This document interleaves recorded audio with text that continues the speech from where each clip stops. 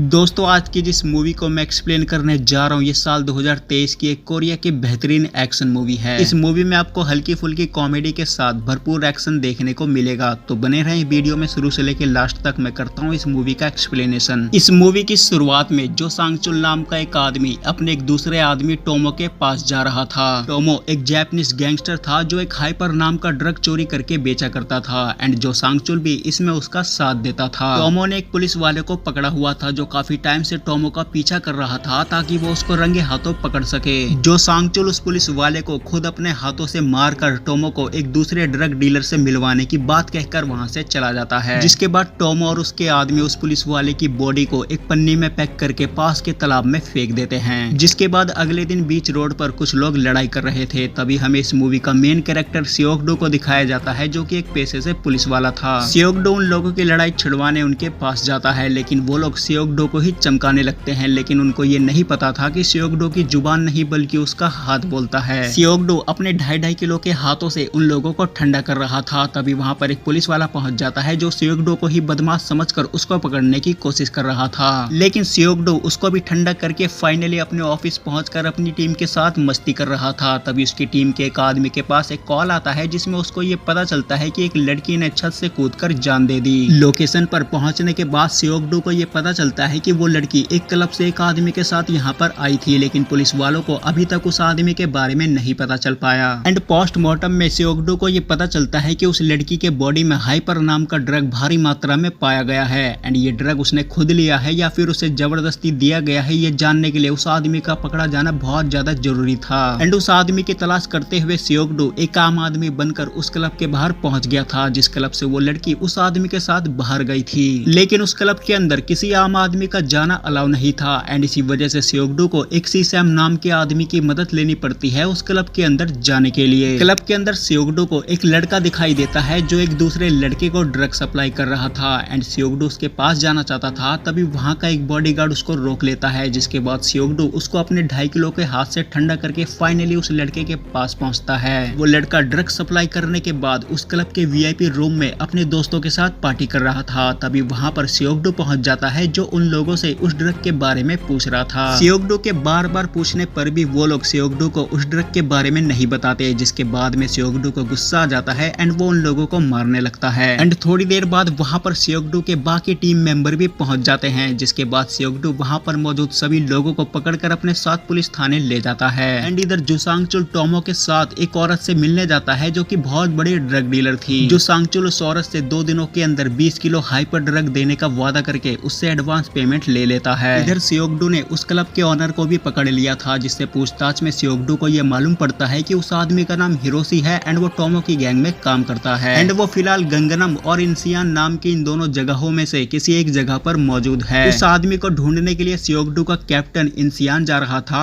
And खुद सियोकडो Gangnam जा रहा था। गंगनम के एक फेमस क्लब में सियोकडो को उस ड्रग के कुछ पैकेट्स मिलते हैं, जिसके बाद उस क्लब की ओनर से पूछताछ में सियोकडो को यह मालूम पड़ता है कि हिरोशी यहाँ पर कभी कभी आता है एंड वो एक जापानीज आदमी है। एंड इसी बीच उसके पास उसके कैप्टन का कॉल आता है जिसको हिरोशी की लोकेशन पता चल गई थी। उस लोकेशन पर जाते ही कैप्टन और उसकी टीम के ऊपर हिरोशी और उसका दोस्त हमला कर देते हैं, लेकिन थोड़ी देर बाद वो दोनों पकड़े जाते हैं एंड वहां पर कैप्टन को ड्रग से भरा हुआ एक बैग मिलता है एंड साथ में एक गन मिलती है। कैप्टन हिरोशी को पकड़कर उस बैग के साथ गाड़ी में बैठकर वापस आते हुए सियोकडो से बात कर रहा था, लेकिन उसी बीच उसकी गाड़ी को 3 लोग बहुत बुरी तरह ठोक देते हैं। ये तीनों आदमी हिरोशी को मारकर ड्रग का बैग अपने साथ लेकर वहां से चले जाते हैं। जिसके बाद हमें ये पता चलता है कि ये तीनों आदमी कोई और नहीं बल्कि जो सांगचुल और उसके आदमी हैं। अगले दिन सियोकडो कैप्टन से मिलने हॉस्पिटल जाता है, जिसकी फिलहाल सीरियस कंडीशन चल रही थी। वहां पर सियोकडो से मिलने एक दूसरा पुलिस वाला आता है जिसके कैप्टन को मूवी की शुरुआत में जो सांगचुल ने मार दिया था। वो सियोकडो की टीम को गन की एक फोटो दिखाता है, जिस गन को सियोकडो की टीम ने हिरोशी के पास देखा था। वो सियोकडो से बात करते हुए ये बोलता है कि उसके कैप्टन कुछ दिनों पहले हाइपर ड्रग की तलाश करते हुए जापानीज गैंग के पीछे पड़ गए थे,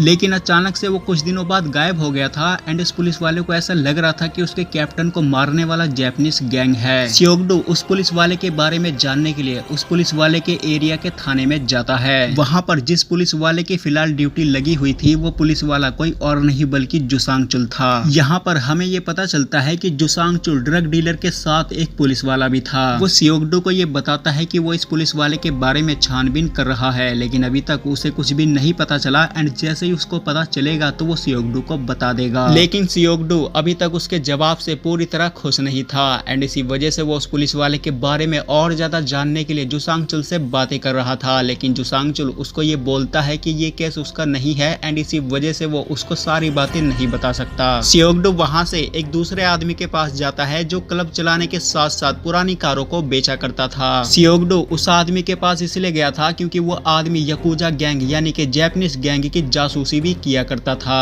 वो आदमी एक छोटा मोटा फाइटर था, लेकिन वो खुद को एक बेहतरीन फाइटर समझता था एंड इसी वजह से वो सियोगडो को डराने की कोशिश करता है, लेकिन उसको ये नहीं पता था कि सियोगडो का एक हाथ पड़ते ही वो बेहोश हो जाएगा। उसको होश में लाने के लिए सियोगडो को अपने दूसरे हाथ का इस्तेमाल करना पड़ता है, जिसके बाद वो होश में आता है एंड होश में आते ही सियोगडो उसको अपने साथ लेकर वहां से चला जाता है। वो आदमी पूछताछ में सियोगडो को ये बताता है कि उसके क्लब में अक्सर टोमो आया करता है, जो कि जापानीज गैंग का मेन आदमी है। सियोगडो का उन लोगों को पकड़ना बहुत ज्यादा जरूरी हो गया था क्योंकि वो लोग ड्रग डीलर थे एंड इसी वजह से बिना देरी किए सियोगडो उस आदमी के क्लब टोमो की तलाश करते हुए पहुंच गया था। वहां पर एक आदमी सियोगडो को अपने लोगों से पिटवाने की कोशिश कर रहा था, लेकिन सियोगडो उन सभी लोगों को पेल पाल के उस आदमी को अपने लपेटे में ले लेता है। इधर इचिजो नाम के एक जापानीज गैंगस्टर को ये पता चल गया था कि टोमो ने उसकी कंपनी से 20 किलो हाइपर चुराया है, जिसको वसूल करने के लिए वो गैंगस्टर जापान से एक फाइटर को कोरिया भेजता है जिसका नाम रिकी था। रिकी पूरे कोरिया में टोमो की तलाश कर रहा था एंड ये बात टोमो को भी पता चल गई थी, जिसको बताने के लिए वो सांगचुल को कॉल करता है जो फिलहाल उस लेडी के साथ डील करने के लिए बैठा हुआ था। टोमो रिकी के बारे में बताते हुए सांगचुल से ये बोलता है कि जब तक ये मैटर शांत नहीं हो जाता वो चुराए हुए 20 किलो ड्रग को एक सेफ जगह छुपाने जा रहा है। सांगचुल उस लेडी से 2 दिनों का और समय लेता है क्योंकि ऑलरेडी उसके लिए हुए 2 दिन पूरे हो गए थे। रिकी टोमो की तलाश करते हुए टोमो के ऑफिस पहुंच गया था, जहां पर टोमो के आदमी बाकी पैसों को छुपाने के लिए बैग में भर रहे थे। रिकी वहां पर टोमो के सारे आदमियों को बुरी तरह मार देता है एंड टोमो एक होटल में रुका हुआ था जहां पर वो अपना सामान पैक कर रहा था क्योंकि वो यहां से जाने वाला था। लेकिन उसी बीच रिकी भी वहां पर पहुंच जाता है जो टोमो को पकड़कर टोमो से ड्रग के बारे में पूछ रहा था एंड साथ में उसको ये बताता है कि इचिजो उससे बहुत ज्यादा गुस्से में है। इतना बोलकर वो टोमो को अपने साथ अपनी गाड़ी में बिठाकर वहां से ले जा रहा था, लेकिन उसी बीच सियोगडो भी वहां पर पहुंच जाता है जिसको उस क्लब वाले आदमी ने टोमो का एड्रेस दिया था। सियोगडो वहां पर टोमो को पकड़ने की बहुत कोशिश करता है, लेकिन रिकी उसको अपनी गाड़ी से ठोक देता है, जिसकी वजह से सियोगडो थोड़ा सा घायल हो जाता है एंड इसकी वजह से वो टोमो को नहीं पकड़ पाता। जिसके बाद रिकी टोमो को मारते हुए उससे हाइपर ड्रग के बारे में पूछ रहा था, जिसके जवाब में टोमो उससे ये बोलता है कि अगर तुम मुझे यहाँ से जाने दोगे तो मैं थोड़ी देर बाद तुम्हें वो ड्रग लाकर खुद ही दे दूंगा। लेकिन रिकी को उसकी बातों पर यकीन नहीं था एंड इसी वजह से वो उसको चाकू से मारकर उसकी लाश को पास के तालाब में फेंक देता है। फिर अगले दिन जैसे ही सांगचुल को टोमो की मौत के बारे में पता चला तो वो सीधा रिकी के एक आदमी को पकड़कर बुरी तरह मारते हुए उससे ये कह रहा था कि रिकी से बोल देना कि मेरे हाइपर से दूर रहे।